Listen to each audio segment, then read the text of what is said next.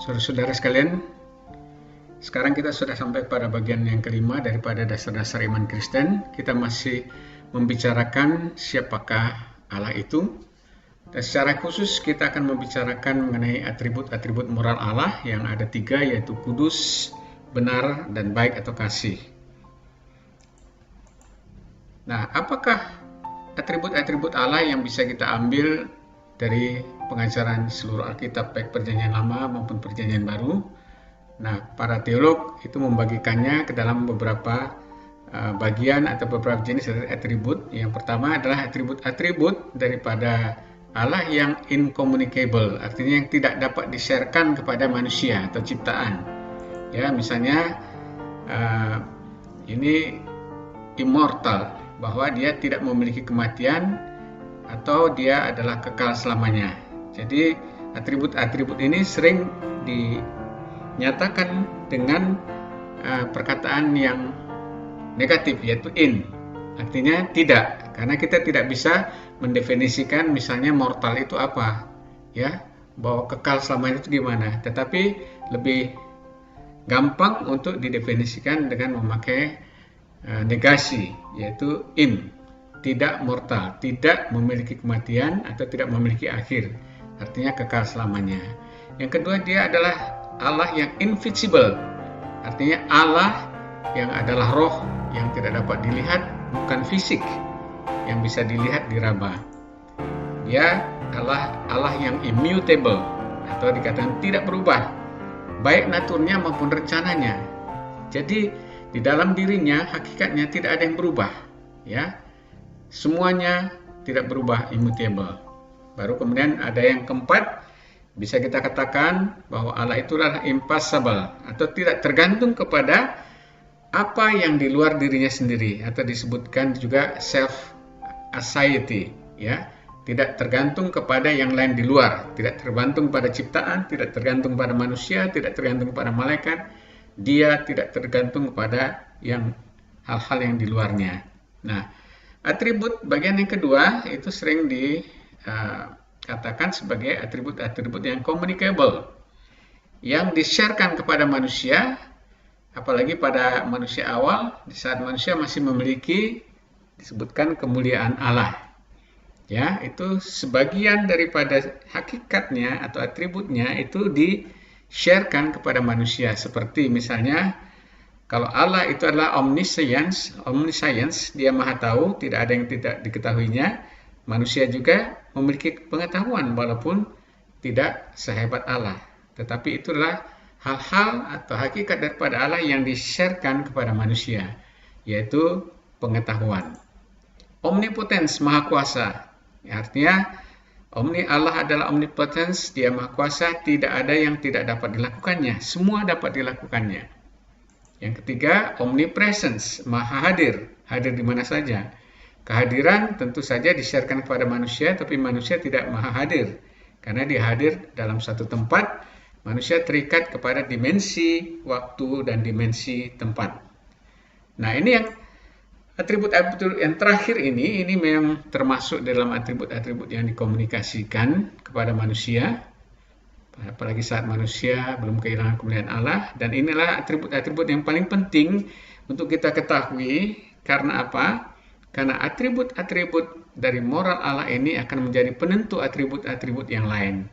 Misalnya, Allah adalah kudus dan sempurna, jadi semua rencana tindakannya itu sempurna. Sempurna itu kudus, terpisah daripada yang lainnya. Begitu juga dia adalah baik, atau yang sering di dalam satu kumpulan kata disebutkan sebagai kasih, yaitu himpunan semua kebaikan daripada Allah sendiri. Kasih, misalnya Allah adalah memiliki kasih setia, dia memberikan anugerah, dia memberikan pemeliharaan, dan juga dia melakukan pengorbanan dan sebagainya. Itu adalah himpunan semua sifat kasih baik. Itu yang kedua.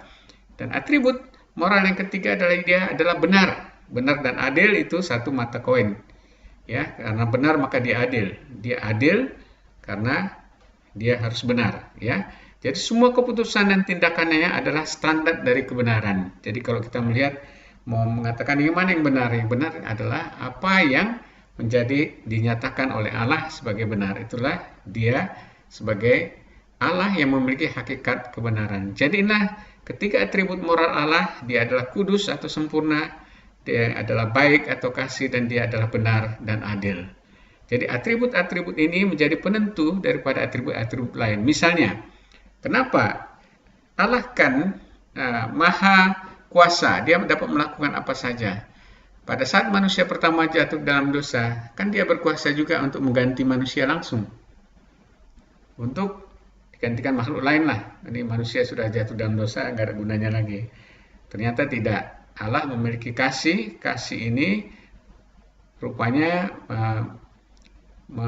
istilahnya menuntut dia untuk memberi jalan kelepasan atau jalan penebusan kepada manusia. Jadi kita akan membicarakan secara khusus mengenai atribut-atribut dari moral Allah ini. Kenapa kita akan mendiskusikan ini? Karena jika kita mengenal atribut-atribut moral Allah ini, maka kita akan mengetahui, mulai mengerti semua rencana pertimbangan keputusan Allah. Karena semua rencananya, pertimbangannya, dan keputusan dan tindakan Allah itu ditentukan oleh atribut-atribut moral ini. Sehingga kita nanti akan mengerti, mendapatkan jawaban terhadap pertanyaan-pertanyaan ini. Misalnya, mengapa dosa harus dihukum dengan kematian kekal? Maut. Misalnya, dosa Adam dan Hawa kan hanya memetik buah dan memakannya. Masa gara-gara itu harus diberikan hukuman kekal, yaitu maut, berpisah dari Allah selamanya? Dan kemudian kedua, kenapa harus ada penebusan? Ini hanya konsep di dalam kekristenan saja. Memang Yudaisme dan Islam ada konsep mengenai korban, tetapi itu korban penebus dosa itu berbeda dengan konsep daripada kekristenan. Karena Yudaisme sebenarnya itu mereka melakukan ritual korban persembahan penghapus dosa, tapi mereka tidak mengerti pengenapannya di dalam Yesus Kristus. Sementara teman-teman Muslim itu melakukan korban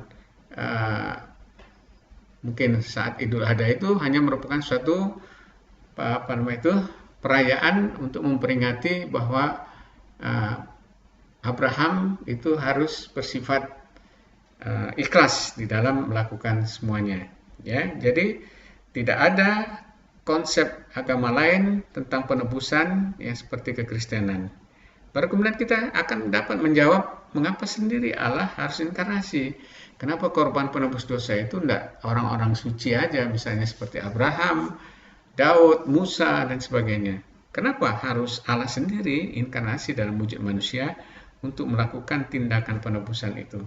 Itu semuanya ada hubungannya dengan atribut-atribut moral Allah. Karena itu pengenalan, pengetahuan mengenai atribut-atribut moral Allah ini sangat penting. Kita akan memulainya.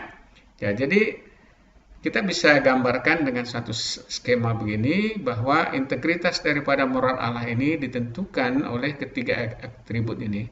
Ketiga-tiganya karena ini ada di dalam hakikat Allah, intrinsik di dalam Allah sendiri. Intrinsik itu artinya yang secara hakikat itu berada di dalam Allah sendiri, maka ketiganya tidak boleh satu pun dilanggar oleh manusia atau oleh ciptaan yang lain. Jadi Allah yang memiliki kekudusan, kebenaran, dan kasih, itu ini yang disebut integritas moral Allah. Nanti kita akan mengerti hubungannya mengenai integritas moral Allah ini dengan tindakan-tindakan Allah di dalam inkarnasi, di dalam penebusan oleh Mesias. Maka kita akan memulai sekarang membahas mengenai kekudusan Allah ini. Sesi berikutnya mengenai kebenaran Allah, dan kemudian berikutnya mengenai kasih Allah. Baru nanti kita akan kesimpulkan dari ketiga atribut moral ini, apa yang terjadi, apa tindakan-tindakan Allah di dalam sejarah manusia, di dalam mengapa ada inkarnasi, mengapa ada penebusan, semuanya tergantung kepada hasil daripada atribut-atribut moral Allah ini. Nah, kita akan berbicara mengenai kekudusan. Apakah kekudusan Allah itu? Jadi kalau kita melihat atau memperhatikan Tuhan Yesus di dalam mengajarkan murid-muridnya mengenai doa yang disebut doa Bapa Kami, sering kita katakan doa Bapa Kami, maka pertama sekali dikatakan Tuhan mengajarkan begini, karena itu berdoalah demikian, Bapa Kami yang di sorga, dikuduskanlah namamu. Dikuduskanlah namamu, ini bukan menyatakan pernyataan, tetapi adalah permintaan. Ya, Bapa Kami yang di sorga, itu adalah pernyataan mengenai Bapa kita di sorga. Dikuduskanlah namamu, ini permintaan, bukan pernyataan. Kalau pernyataan bahwa Allah itu kudus, maka kuduslah namamu. Tapi bukan itu. Dikuduskanlah namamu. Jadi artinya apa? Supaya manusia di dunia ini mengerti dan menguduskan namanya. Bukankah Allah sudah kudus? Kenapa Tuhan meminta dikuduskanlah namamu? Itu adalah permintaan tertinggi daripada doa ini, karena itu disebutkan paling depan, dikuduskanlah namamu. Apakah Allah kurang kudus? Bukan, tentu kita tahu bahwa Allah sudah kudus dan kudus itu adalah sempurna. Tetapi mengapa dikatakan dikuduskanlah namamu? Supaya manusia, supaya kami, supaya saya yang berdoa itu juga mulai mengerti kekudusan Allah dan kemudian mendudukkan namanya itu di atas segalanya, menguduskan. Mari kita lihat apa arti daripada kudus itu. Nah, begitu juga nanti di dalam penglihatan Yesaya akan takhta Allah. Di situ para serafim berseru seorang kepada yang lain, katanya, kudus, kudus, kuduslah Tuhan semesta alam, seluruh bumi penuh kemuliaannya. Kudus disebutkan 3 kali, ini adalah sesuatu yang luar biasa. Ini adalah sastra daripada Ibrani. Kalau memberikan pernyataan yang penting, biasanya diulangi 2 kali. Sama seperti Tuhan Yesus mengatakan, kalau di dalam terjemahan baru disebutkan sesungguhnya. Tapi sebenarnya lebih tepat perjanjian lama, terjemahan lama. Di situ disebutkan sesungguh-sungguhnya, karena 2 kali. Dalam bahasa Yunaninya disebutkan amen, amen. Dalam Alkitab bahasa Yunani ya, tetapi itu sebenarnya dari bahasa Aram. Tuhan Yesus mengatakan 2 kali amin, amin. Jadi pada saat Tuhan mengatakan 2 kali, sesungguhnya aku berkata atau sesungguh-sungguhnya aku berkata, itu adalah sesuatu yang penting, kita harus perhatikan. Karena itu adalah caranya orang Ibrani untuk menyatakan yang penting. Tetapi di sini bukan 2 kali, tetapi 3 kali disebutkan kudus, kudus, kuduslah Tuhan semesta alam. Ini adalah sesuatu yang penting. Perhatikan bahwa Allah, Tuhan semesta alam itu adalah kudus. Dia adalah kudus. Dia adalah kudus. Ini sangat penting. Itu yang dinyatakan oleh para serafim, dan para serafim itu adalah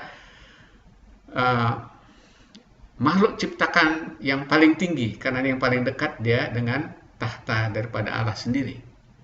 Bahkan malaikat-malaikat lain tidak seperti para serafim ini. Jadi Allah itu adalah kudus, baik itu di dalam perjanjian lama disebutkan dan juga diulangi oleh Tuhan Yesus mengenai pentingnya kekudusan Allah itu. Kekudusan nama Allah itu kita harus mengerti. Ini adalah para serafim. Pada waktu serafim berada dan menyembah Allah dan terus mengatakan kudus, kudus, kuduslah Tuhan semesta alam. Itu para serafim ini dikatakan di dalam Yesaya itu memiliki 6 sayap. 2 dipakai untuk terbang, dan 2 dipakai untuk menutup wajahnya, dan 2 dipakai untuk menutup kakinya. Artinya apa? Kemuliaan Allah pun mereka tidak sanggup untuk menahannya. Rasa hormat, rasa takut ada pada mereka. Apalagi manusia. Karena itu, saudara sekalian, kalau kita melihat bahwa nabi-nabi dalam perjanjian lama maupun para rasul, bahkan waktu Petrus juga melihat Tuhan Yesus dimuliakan, ada rasa takut. Kenapa nggak rasa gembira melihat kemuliaan Allah? Ada rasa takut, karena di depan kemuliaan Allah kita tahu bahwa kita adalah orang berdosa, sehingga ada rasa takut yang luar biasa di dalam kita. Demikian hebatnya kekudusan Allah, sehingga para serafim yang paling dekat dengan tahta Allah sendiri pun harus menutup wajahnya, menutup semua tubuhnya, kakinya, sambil mereka melayang-layang. Karena kemuliaan Allah sangat luar biasa. Kemudian kekudusan Allah ini juga pada waktu Musa berusaha untuk melihat semak belukar yang terbakar, tetapi tidak hangus. Waktu dia mendekat kepada semak belukar itu, maka dari semak belukar itu malaikat Tuhan, yaitu Tuhan sendiri, datang dan berfirman, "Janganlah datang dekat-dekat, tanggalkanlah kasipmu dari kakimu, sebab tempat di mana kau berdiri adalah tanah yang kudus." Tanah itu menjadi kudus karena yang Maha Kudus ada di sana.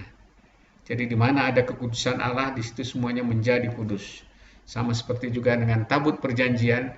Kenapa nanti kita melihat cerita dalam perjanjian lama? Tabut perjanjian itu banyak memakan korban, tetapi adalah korbannya orang-orang baik saja, tetapi hanya sedikit dosa dan kesalahan mereka, tetapi mereka tidak bisa berhubungan atau tidak bisa menyentuh daripada kekudusan Allah itu. Karena itu Allah adalah kudus. Sehingga waktu Tuhan berkata, "Akulah Allah ayahmu, Allah Abraham, Allah Ishak dan Allah Yakub," maka Musa menutupi mukanya sebab dia takut memandang Allah. Bukannya dia merasa senang, oh haleluya, ada kemuliaan Allah. Tidak. Kemuliaan Allah selalu mendatangkan ketakutan. Jadi kalau ada hamba-hamba Tuhan mengatakan, "Oh puji Tuhan, aku memandang kemuliaan Allah," itu mungkin bukan kemuliaan Allah. Ya, kekudusan Allah menyebabkan kemuliaannya itu mendatangkan ketakutan bagi orang-orang berdosa. Bahkan waktu bangsa Israel Exodus sampai kepada Gunung Sinai, lalu Tuhan akan turun ke gunung tersebut untuk memberikan ke-10 hukum itu. Dia datang bukan dengan suatu majestic, ya, misalnya dengan terang benderang, malaikat dan sebagainya. Tuhan datang supaya dengan kegentaran, dengan awan yang pekat, dengan api, dengan guntur, supaya bangsa Israel tahu ini Allah yang tidak bisa dipermainkan, karena dia adalah Allah yang kudus.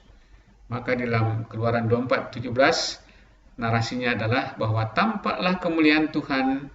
Tuhan ini adalah Jehovah, sebagai api yang menghanguskan di puncak gunung itu pada pemandangan orang Israel.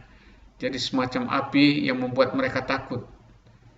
Bahkan dalam narasi sebelumnya, di dalam pasal 19 dikatakan pada waktu Tuhan turun ke atas gunung Sinai, maka gunung Sinai ditutupi seluruhnya dengan asap, karena Tuhan turun ke atasnya dalam api.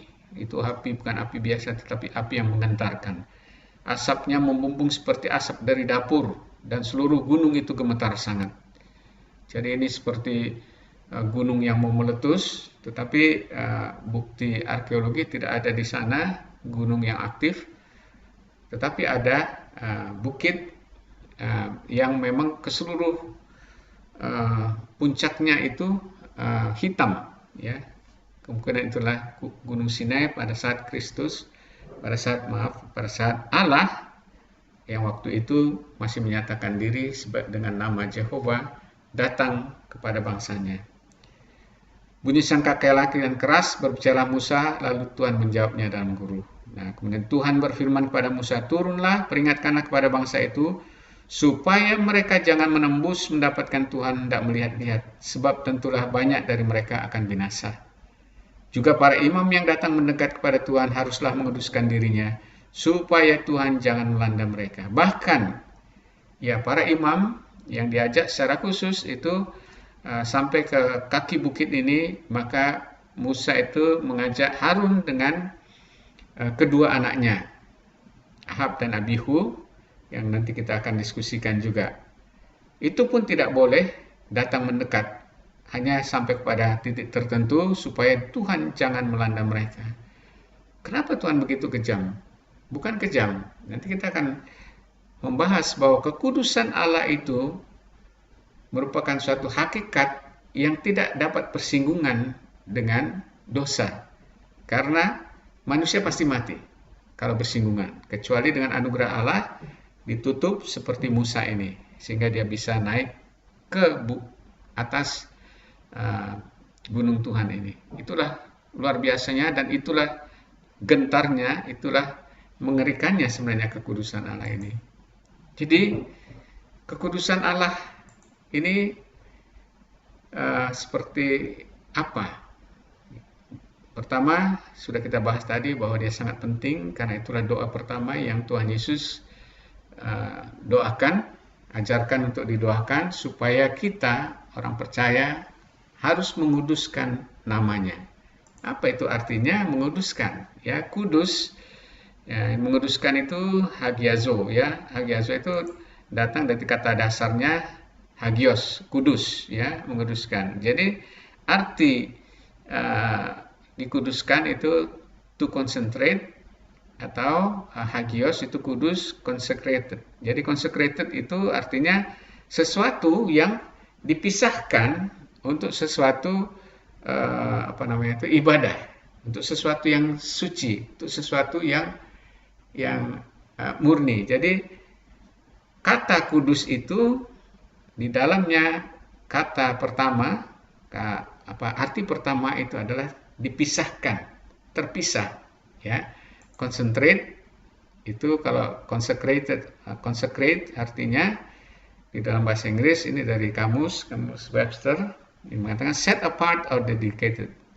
Dia terpisah, dipisahkan, atau didedikasikan untuk sesuatu. Jadi dia tidak sama dengan yang lain. Jadi konsep daripada kudus itu di dalam bahasa Yunani koinenya adalah terpisah atau berbeda dengan yang lainnya. Coba kita lihat apa arti di dalam bahasa Ibrani. Tapi sebelum itu, perhatikan arti daripada kata hagios ini, ya. Ini berasal dari kata hagos. Hagos ini yang menariknya adalah sesuatu yang awful, sesuatu yang menakutkan. Kenapa kekudusan itu ada dihubungkan dengan sesuatu yang menakutkan? Dan kita selalu melihat bahwa baik itu para nabi, orang-orang besar perjanjian lama, yang kalau melihat kemuliaan Allah maka mereka takut. Bahkan melihat malaikat mereka takut. Bukan yang bersuka cita, haleluya, wah luar biasa pemandangannya, luar biasa. Bukan, mereka takut. Begitu kita dalam perjanjian baru, pada saat Petrus, Yakobus dan Yohanes melihat Yesus dimuliakan bersama dengan terlihat bersama dengan Musa dan Elia, maka mereka takut. Pada saat kemuliaan Allah mengatakan, inilah anakku yang kukasihi, kepadanya lah aku berkenan. Mereka takut mendengar suara Allah, melihat kemuliaan daripada Kristus itu. Ada ketakutan. Kenapa? Kemuliaan Allah atau kekudusan Allah ini selalu menghasilkan ketakutan. Karena di depan kekudusan Allah, maka manusia ini semakin menyadari dosanya dan dia tahu bahwa dia harus dihukum. Karena itu, kalau ada, kita sering mendengar kesaksian orang yang bertatap muka dengan Allah, dengan Yesus di dalam kemuliaan, kemudian turun mengatakan, waduh sukacitanya luar biasa. Itu menurut saya tidak alkitabiah. Karena bertemu dengan Kristus pastilah akan mendatangkan ketakutan karena ada kekudusan. Sama seperti saat kita melihat wajah kita. Kalau kita melihatnya dengan lampu yang buram, maka kita tidak akan kelihatan kotoran atau jerawat di wajah kita. Tetapi begitu kita dekatkan lampu, maka kelihatanlah semua bercak-bercak atau kotor-kotor di wajah kita. Begitu juga saat kita jauh daripada hadirat Allah, maka kita menganggap kita orang baik. Apalagi kita sudah melayani dan sebagainya. Tapi begitu kita berhadapan dengan kemuliaan Allah, maka kita akan, mungkin kalau narasi Paulus dia akan terjatuh dan buta, tetapi narasinya Yohanes waktu melihat kemuliaan Allah, maka dia akan seperti orang pingsan. Begitu juga dengan Yeskiel, begitu juga dengan Yesaya. Takut setengah mati sampai bahkan seperti orang mati. Karena apa? Di depan kekudusan Allah, maka kita manusia, akan ketakutan karena kita melihat dosa kita yang besar. Nah, dalam Perjanjian Lama kita sudah bahas tadi itu mengenai nyanyian pujian daripada serafim yang terus-menerus di hadapan hadirat Tuhan, yaitu adalah mengulangi perkataan kudus, kudus, kuduslah Tuhan semesta alam. Di dalam bahasa Ibrani ini kudus ini berasal dari perkataan kados, ya, kados. Itu sama artinya dengan bahasa Yunani tadi, yaitu sacred. Ya.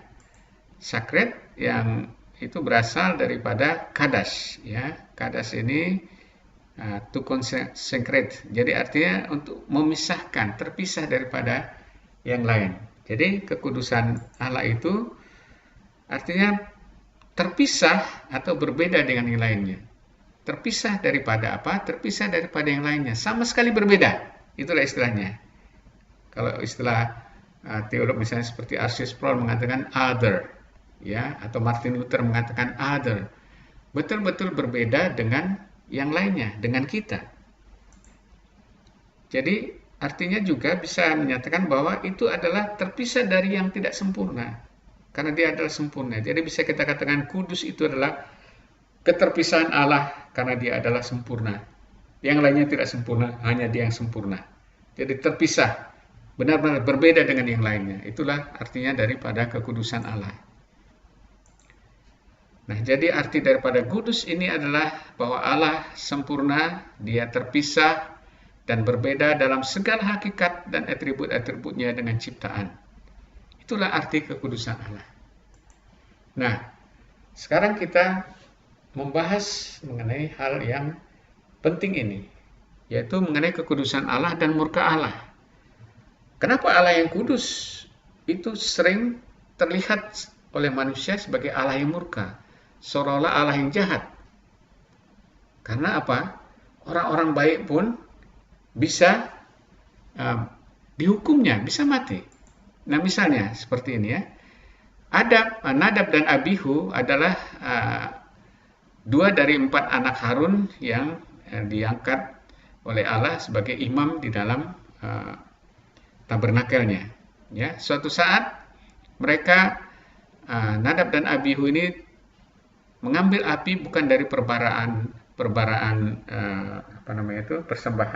altar, tetapi mereka ambil api yang lain. Apa yang terjadi? Mungkin mereka tidak banyak berpikir bahwa hal ini sangat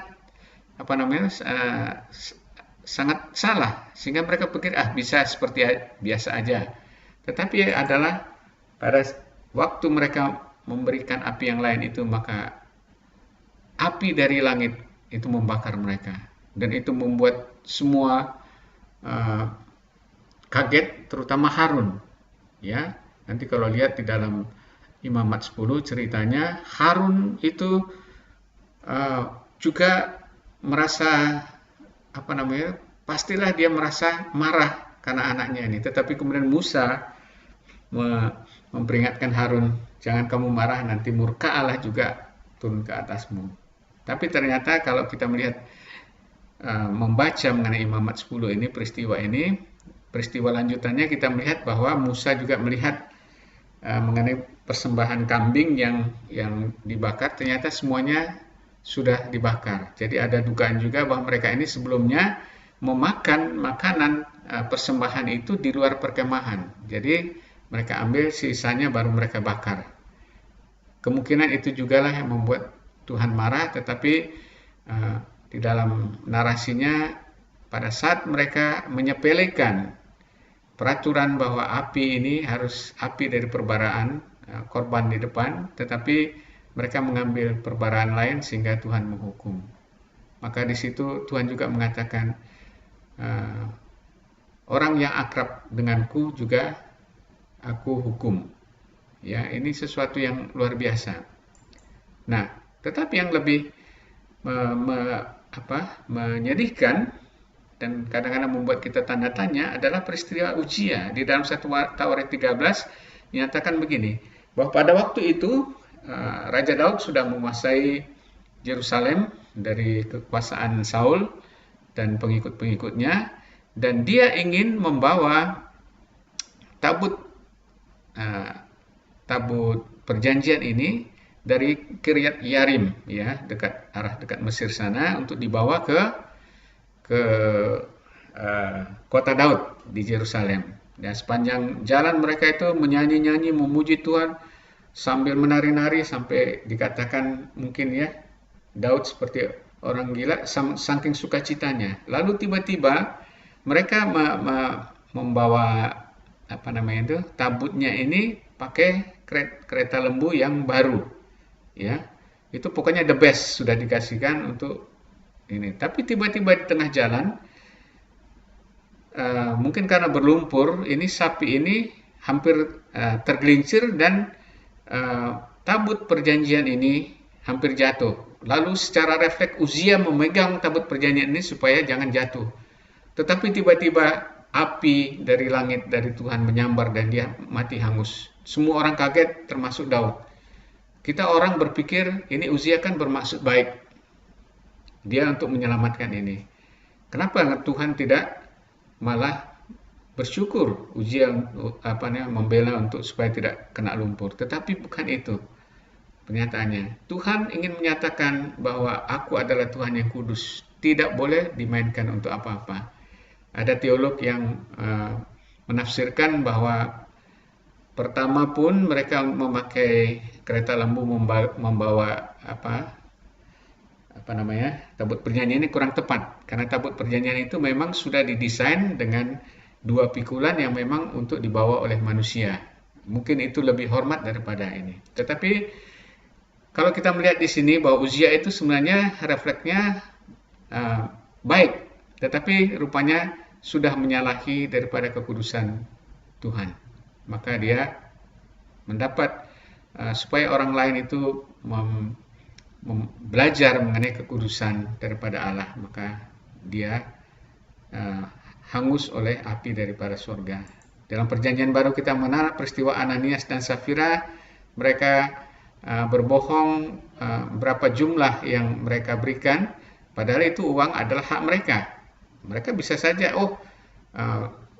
sebenarnya uang kami jual itu 2.000, tapi saya persembahkan kepada gereja 1.000, tapi mereka berbohong. Oh enggak, kami jual itu 1.000. Nah, Roh Kudus menunjukkan kekudusan Allah, bahwa Allah itu tidak bisa dibohongi. Maka Ananias mati, dan pada saat datang istrinya Safira, waktu mengambil mayat suaminya juga berbohong, maka dua-duanya mati. Kelihatannya ini sangat kejam, tetapi kita akan melihat nanti mengapa hal itu terjadi. Nah, maka kita akan mengerti bahwa kekudusan Allah itu selalu akan disertai dengan murka Allah, tetapi ini bukan dari sifat Allah aslinya. Coba kita lihat ya.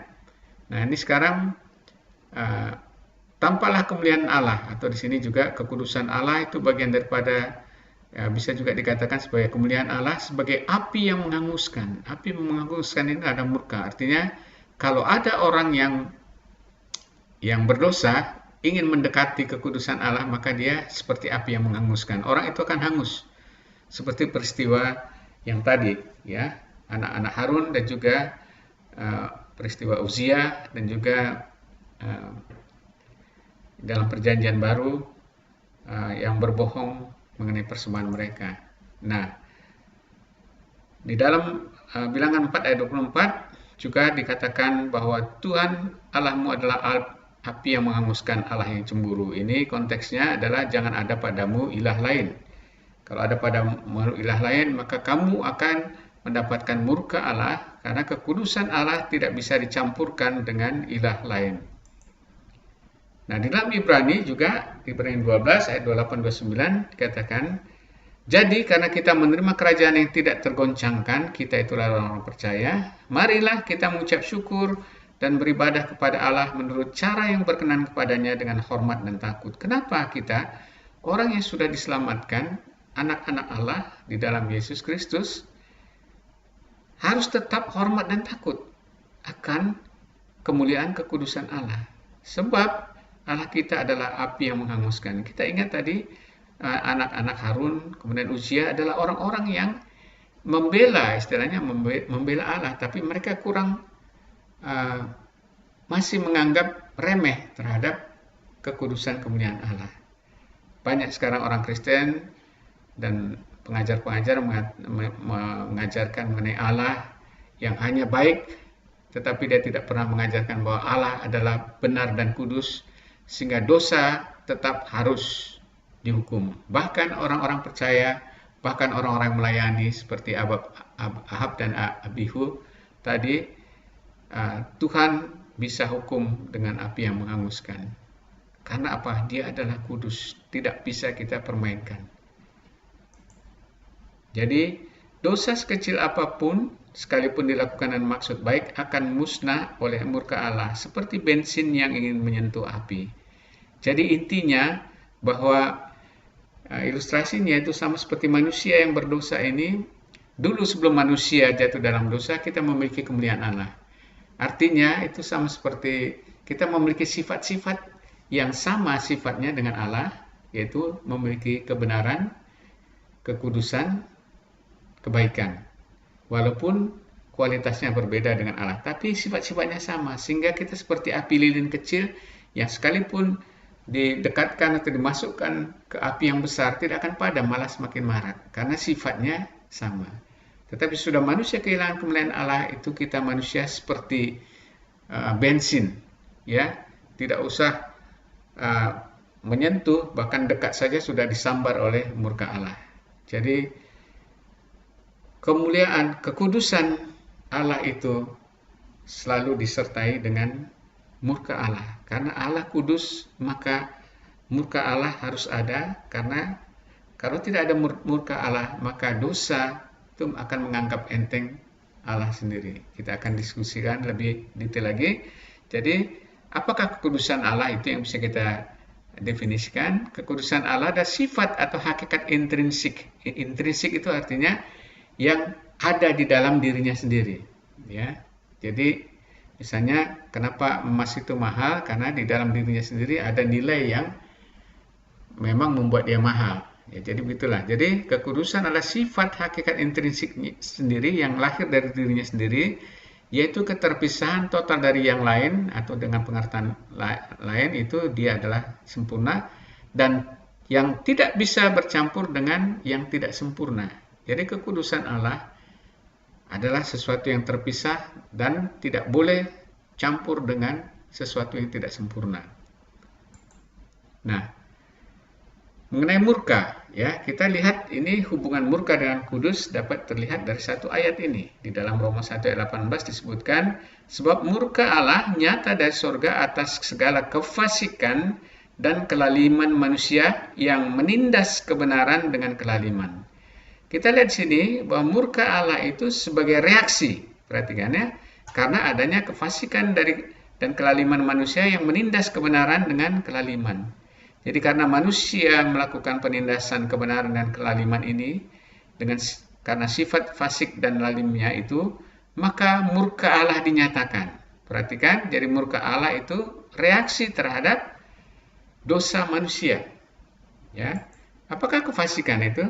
Kefasikan itu disebutkan di sini adalah asebia. Asebia itu artinya tidak memiliki Allah atau tidak percaya kepada Allah. Atau ini bukan berarti orang tidak beragama, tapi orang beragama yang bertindak seolah-olah tidak menghormati Allah.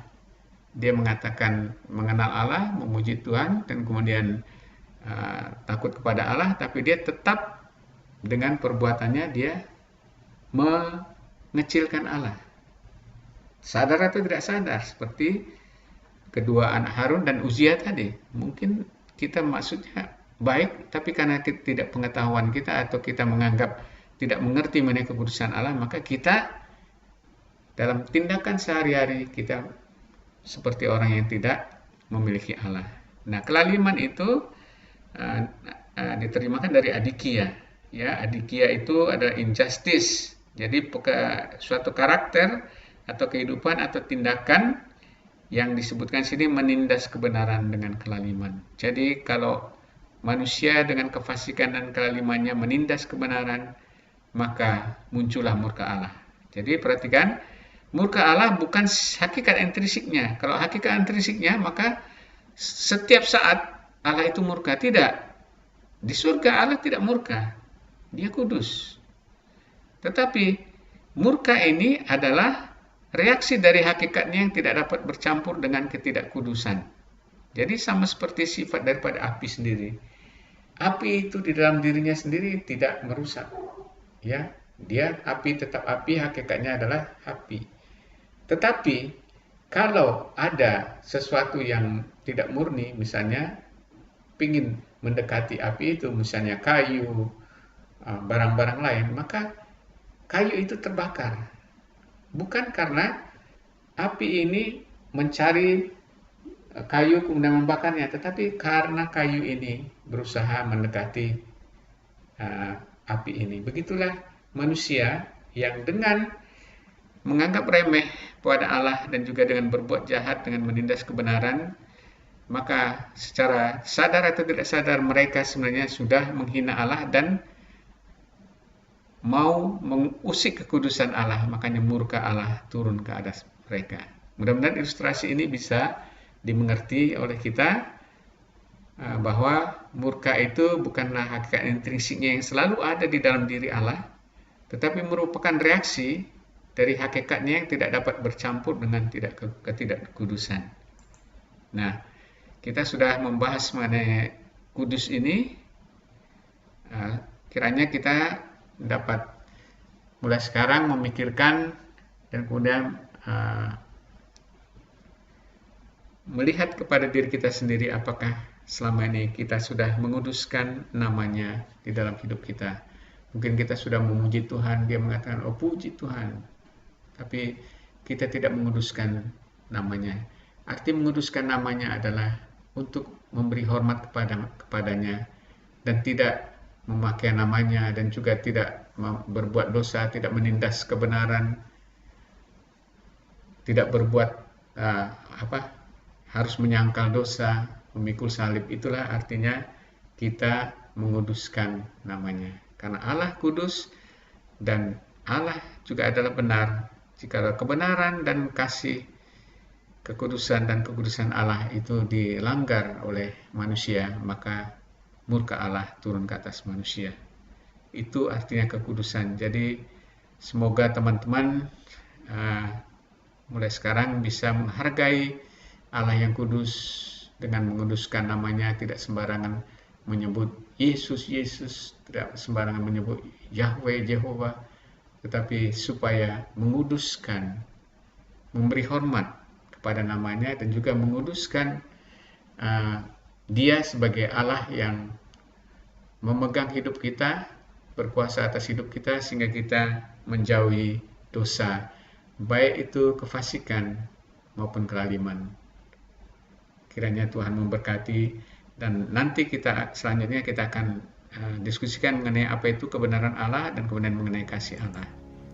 Sekali lagi, Anda dapat melihat mendownload e-book yang berbobot dari situs kita di https bit.ly/BTBM Indonesia, Back to the Bible Ministry Indonesia.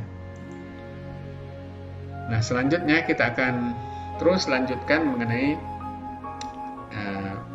diskusi dasar-dasar iman Kristen ini. Nanti di dalam bagian ke-6 kita akan diskusikan hakikat moral selanjutnya, yaitu kebenaran dan keadilan daripada Allah sendiri. Jangan lupa untuk subscribe, share, dan like supaya kita terus bisa mengikutinya seri ini dengan tidak terputus. Terima kasih dan Tuhan memberkati.